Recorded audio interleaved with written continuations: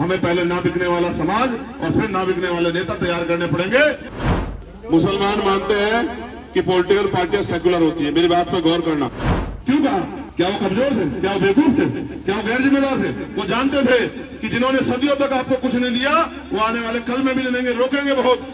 20 साल भारतीय जनता पार्टी में रहे, भारतीय जनता पार्टी का डंडा झंडा उठा कर रखे और सेकुलर पार्टी को लगे कि ये अगर हमारे पास आ जाए हमें फायदा होगा, या उसको लगे कि मुझे टिकट विकट नहीं मिल रहा, मैं इधर चला जाऊं, अगर वो भी सेकुलर पार्टी टिकट लेकर जाए तो हमारे लोग उसको भी वोट देते हैं। ये है सियासी जहन कि कोई आए झंडा को दिखाए और कहो नहीं हम झंडे के पीछे हैं। अगर अपने मुल्क में नहीं आए तो सियासी ताकत बनाओ, सियासी ताकत नहीं होगी। क्यों कहा बाबा साहब ने कि पॉलिटिकल पावर का मास्टर की? क्यों कहा? क्या वो कमजोर थे? क्या वो बेवकूफ थे? क्या वो गैर जिम्मेदार थे? वो जानते थे कि जिन्होंने सदियों तक आपको कुछ नहीं दिया वो आने वाले कल में भी नहीं देंगे, रोकेंगे बहुत।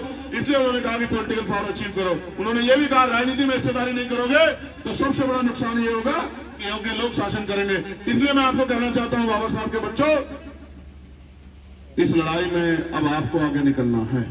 अब कोई और नहीं लड़ेगा। हर आदमी घुटने टेक के बैठ चुका। सीबीआई ईडी वाले आते हैं, नेताजी भाजपा का पटका पहन के भाजपा में शामिल हो जाते हैं। इस सियासत से हमारा भला नहीं हो सकता। हमें पहले ना बिकने वाला समाज और फिर ना बिकने वाले नेता तैयार करने पड़ेंगे और मेरे भाइयों को कमान अपने कंधों पर उठानी पड़ेगी। आज इस देश की मिट्टी को, आज इस देश को हमारी जरूरत है। अगर हमें अपने खून से सींच के भी इस मुल्क को बचाना पड़ा, आईन संविधान को बचाना पड़ा, तो हम इस संविधान को बचाएंगे किसी भी कीमत पर। नहीं कराओगे मदद, हार बताओ पक्का? झूठ मत उठाओ। हाथ तराबे का समय हो रहा है, झूठ मत उठाओ। पक्का? भरोसा कर लूं? सोच लो। ऐसा तो नहीं कि कोई आए झंडा को दिखाए और कहो नहीं हम झंडे के पीछे हैं। देखो मैं तुम्हें बताता हूं मुसलमानों की सियासी सोच। मुसलमान मानते हैं कि पॉलिटिकल पार्टियां सेकुलर होती है। मेरी बात पर गौर करना।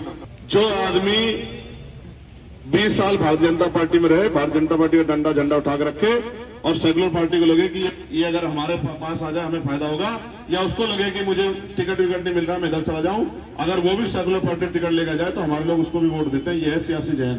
जिसने 20 साल इलाज किया उसको वोट देके भी ताकत देते हैं।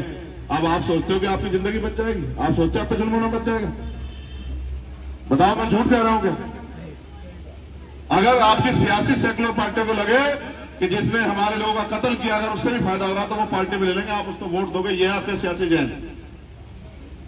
आप नहीं समझते वोट की अहमियत को। जिस दिन वोट की अहमियत समझ गए, आपको छूने से पहले डरेगा आदमी, आपकी तरफ आंख उठाने से पहले डरेगा। कोई दलित को छू के तो दिखाए, देखो एहसास हो जाता है। ये बाबा साहब अम्बेडकर की सोच ने हमें, और आप नहीं समझ पा रहे। एक बार एकजुट हो जाओ, फिर देखना अकेला चंद्रशेखर आजाद जैसे खड़ा होगा, आपको किसी नेता की जरूरत नहीं पड़ेगी। किसी नेता के लिए कहना पड़ेगी भाई हमारे किसी काम को पुलिस करोगे। ठीक है? बहुत बहुत धन्यवाद भाई, छोटे भाई फैलसू जमा और तमाम साथ। मैं इन सब का, नवीन भाई का, ये हमारा एक जो है मेरी दाई तरफ बैठा छोटा भाई सोनू कुमार, राजीव कुमार, सतीश कुमार, गुलजार भाई, निक्की सिंह, शुभम, विदित कुमार, अरुण कुमार, मोहम्मद आली। देश दुनिया की ताज़ा तरीन खबरों से रूबरू होने के लिए सब्सक्राइब कीजिए आपका अपना चैनल NDTV भारत।